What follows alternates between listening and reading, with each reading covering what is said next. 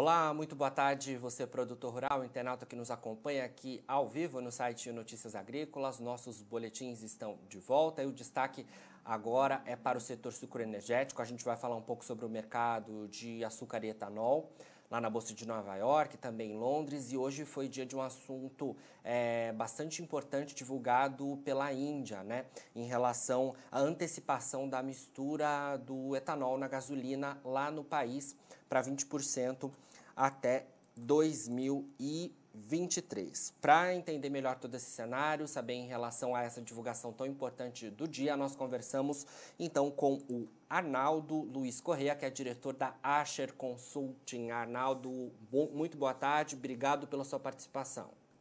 Muito obrigado por me convidar mais uma vez. Prazer é nosso. A notícia que saiu agora recentemente, cerca de uma hora atrás, é a Índia com uma promessa, digamos assim, de aumentar de 10% para 20% a mistura de etanol nos combustíveis, o que para eles é uma grande vantagem, porque a Índia hoje, ela é o terceiro maior consumidor de energia do mundo. E ao fazer isso, ela diminui a importação de petróleo, na proporção que ela vai misturar etanol na gasolina, e ela também, com isso, ela deixa de ter um excesso de açúcar no mercado para disponibilizar eventualmente na exportação. Ao fazer isso, você tem dois efeitos aí. O primeiro efeito é que ela fortalece o mercado indiano. A Índia é o maior consumidor de açúcar do mundo, em números absolutos, 28 milhões e meio de toneladas, quase 3 vezes o consumo do Brasil, e ela deixa menos açúcar disponível para exportação, o que é bom para o governo indiano, porque vai gastar menos com o subsídio da exportação, e é muito bom para o Brasil, que vai ter o mercado que não vai ser atendido pela Índia. Então, são notícias que devem trazer uma certa firmeza ao mercado. Certo. Arnaldo, como é que a gente aí, né, pode olhar para os próximos anos diante dessa informação, né, as modificações em relação ao cenário global, né, de produção de etanol lá na Índia? Como é que isso vai ser feito, né, de certa forma, porque lá eles produzem muito açúcar, produz etanol, mas ainda não nessa expressão quanto o país deve demandar nos próximos anos diante dessa decisão, né? A questão principal é que a Índia, a gente não prevê uma expansão na produção, né, expansão canavieira, e isso certamente vai fazer com que a Índia seja cada vez menos um exportador. Mesmo porque nos próximos 5 anos, segundo o levantamento que nós temos trabalhado em cima, dá conta de que a Índia vai passar de um consumo que é hoje de 28 milhões e meio de toneladas de açúcar, ela vai passar para um consumo de 31 milhões de toneladas de açúcar, mais ou menos na safra 2026, daqui a 5 anos. Então, isso significa que cada vez menos açúcar estará disponível por parte da Índia para o mercado internacional. Isso é excelente para o governo indiano. Vai deixar de pagar subsídio, porque o custo de produção na Índia é aproximadamente, diria, uns 4 centavos acima do mercado internacional. Então, com isso, o governo indiano resolve alguns problemas que estavam insolúveis, né? Principalmente da questão da importação de petróleo, desculpe, que é um problema, né, para eles, são o terceiro maior consumidor e continuam com um crescimento anual bastante vigoroso. A gente não pode esquecer que a Índia é um dos grandes locomotivas da Ásia, vai ultrapassar a China em número de habitantes agora, em 2025, e então é um dos grandes consumidores de energia, né? A cada ano que passa, esse consumo cresce, não apenas devido ao aumento da população, mas também o consumo per capita, ou seja, mais pessoas estão melhorando de vida, comprando eletrônicos e tudo mais. E isso, naturalmente, vai crescendo de maneira geométrica, né? Então, eu acho que, por exemplo, o resumo dessa ópera é o seguinte: o Brasil sai cada vez mais fortalecido, o setor sucroalcooleiro sai cada vez mais fortalecido por duas razões básicas. A primeira, por ter um custo de produção imbatível em contrapartida aos seus competidores. Esse é o primeiro ponto, né?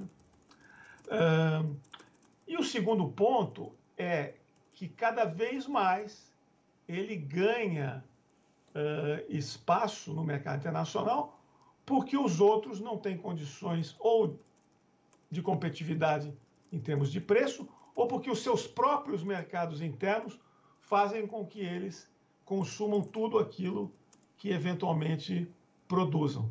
Não é difícil pensar, não é difícil,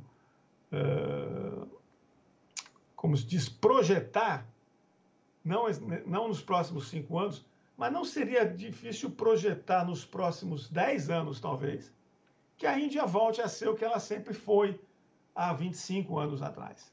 Ela era um grande swing trader, ou seja, às vezes ela era um exportador, às vezes ela era um importador. Então, isso é bem possível de acontecer. Entendido.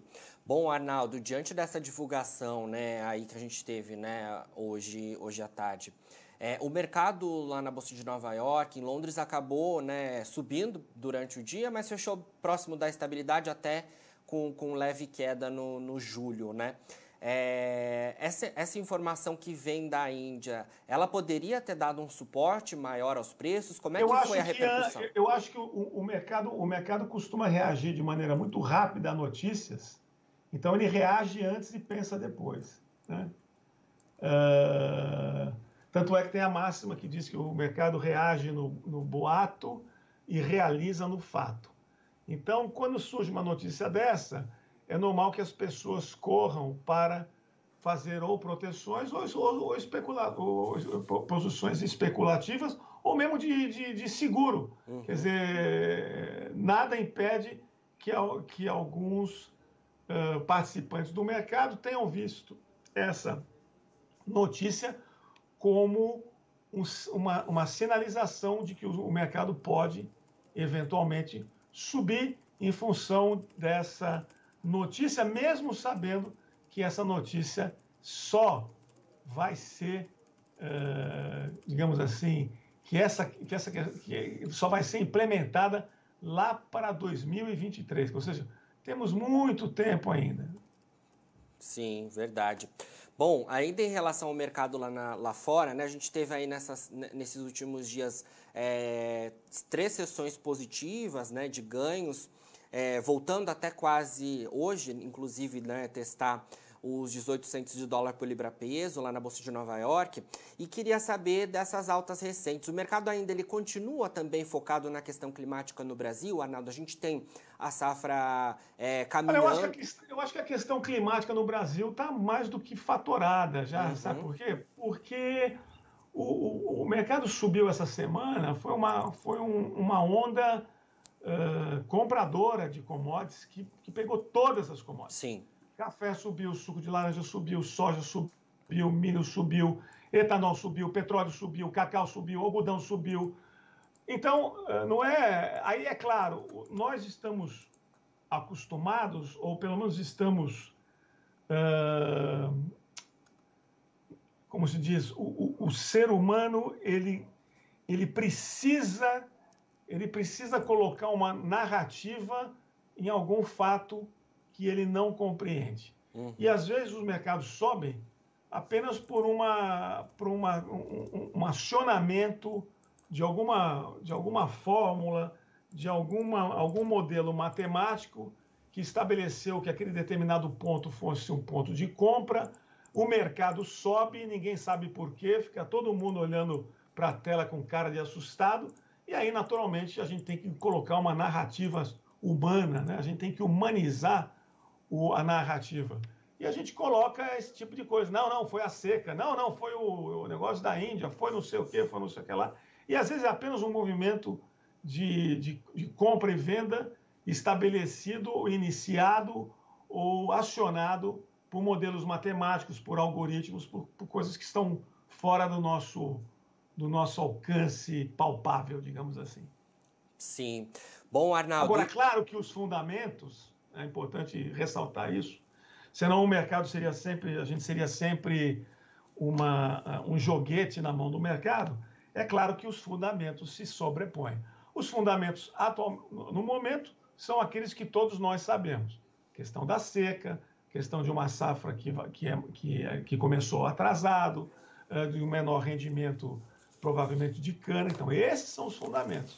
Se os fundamentos normalmente eles prevalecem no mercado.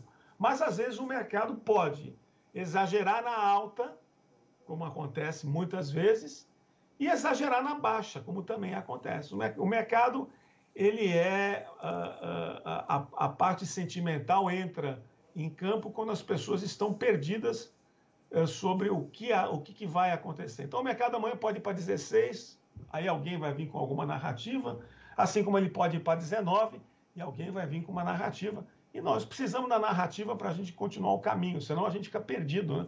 A gente não consegue assumir que muitas vezes nós estamos na mão do acaso. E o mercado é assim mesmo. Sim.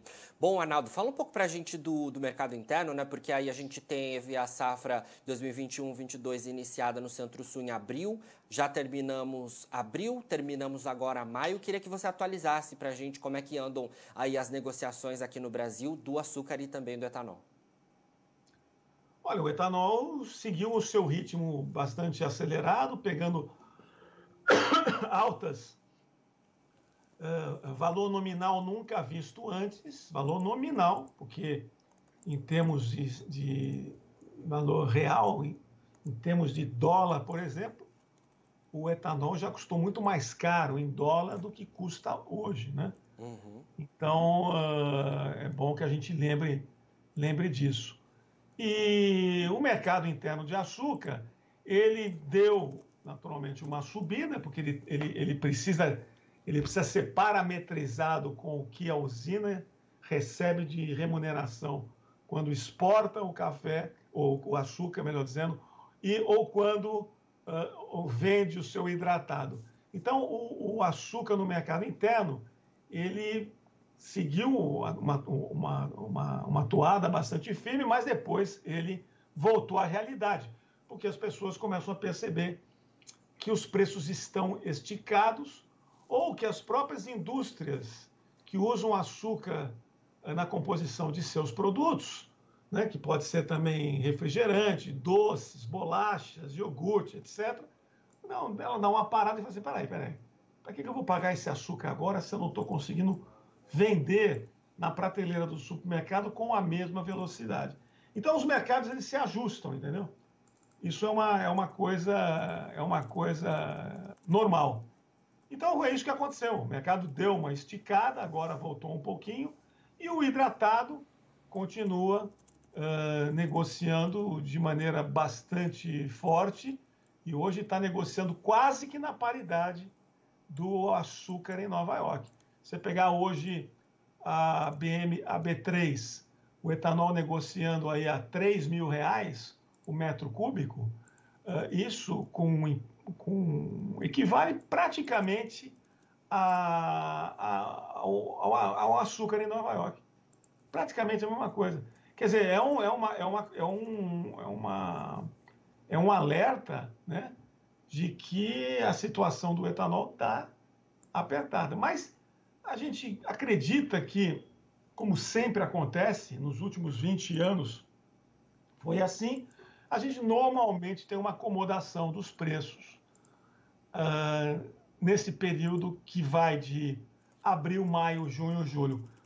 Provavelmente essa acomodação deveria ter ocorrido antes, mas ela não ocorreu porque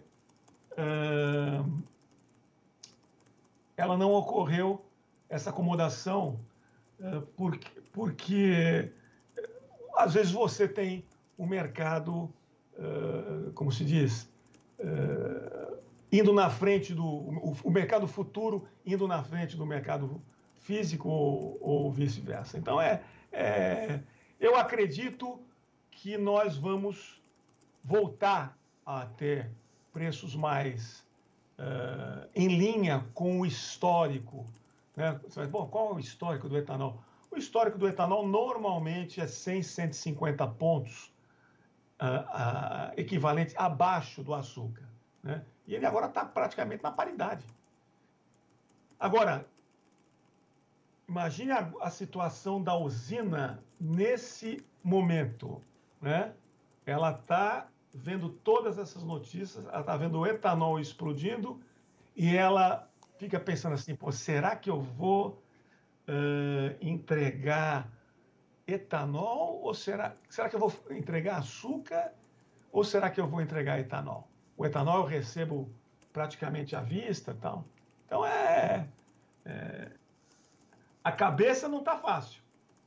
Sim, uma decisão. É uma safra de grandes emoções, né, Arnaldo, e muitas informações aí. Bom, quero agradecer a sua participação aqui no Notícias Agrícolas. A gente com certeza ainda vai conversar muito ao longo das próximas semanas e obrigado pela sua participação, então, mais uma vez aqui, viu? Imagine, foi um prazer. Prazer é nosso. Bom, então conversamos com o Arnaldo Luiz Correia, que é diretor da Asher Consulting. A gente falou um pouco em relação a esse anúncio de hoje, né, quarta-feira, da Índia, relacionado à decisão de antecipação da mistura do etanol na gasolina no país para 20% até 2023. É um anúncio que foi atualizado, né, aí nos últimos anos e que agora sofre uma nova atualização.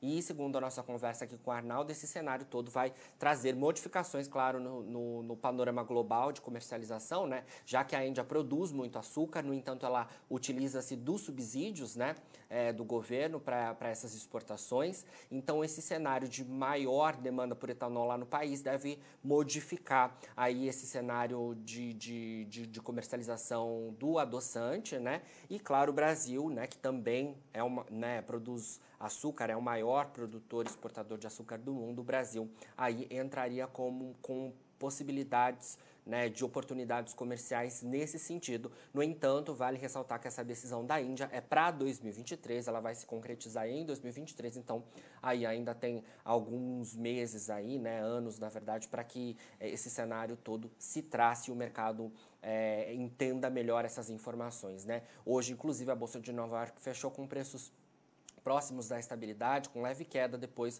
de alguns dias seguidos de alta, e o Arnaldo nos pontuou para a gente que alguns movimentos como esse, né, são movimentos de assimilação mesmo dos operadores em relação a essas informações. Nem sempre há informações fundamentais que modifiquem, né, o cenário de preço, e hoje justamente foi uma sessão como essa, né, oscilações mais técnicas aí com o mercado tentando entender todas essas informações, né, essa novidade da Índia, a safra do Brasil e toda essa questão também da demanda, como esse cenário de oferta e demanda deve se traçar aí para o mercado de açúcar ao longo dos próximos anos. Bom, você que nos acompanha aqui no Notícias Agrícolas, não se esqueça, nós estamos em todas as redes sociais, é só você procurar pelos nossos perfis por lá e, claro, receber ali as informações na palma da sua mão. Nós estamos no LinkedIn, no Facebook, no Twitter e também no Instagram. É só procurar pelos nossos perfis por lá. E você também pode nos acompanhar, né, e interagir conosco através do YouTube. É só procurar pelo nosso perfil por lá e você habilitando o sininho, você recebe as notificações de todo momento em que estivermos ao vivo. E você consegue interagir com os nossos apresentadores, mandar pergunta para os nossos entrevistados, para a gente ter essa conexão bastante importante com vocês, tá certo? Então não se esqueça, siga o Notícias Agrícolas nas redes sociais e nos acompanhe e interaja conosco através do YouTube. Nós ficamos por aqui, mas daqui a pouquinho, logo em seguida tem fechamento do mercado da soja para você ser o produtor rural mais bem informado do Brasil.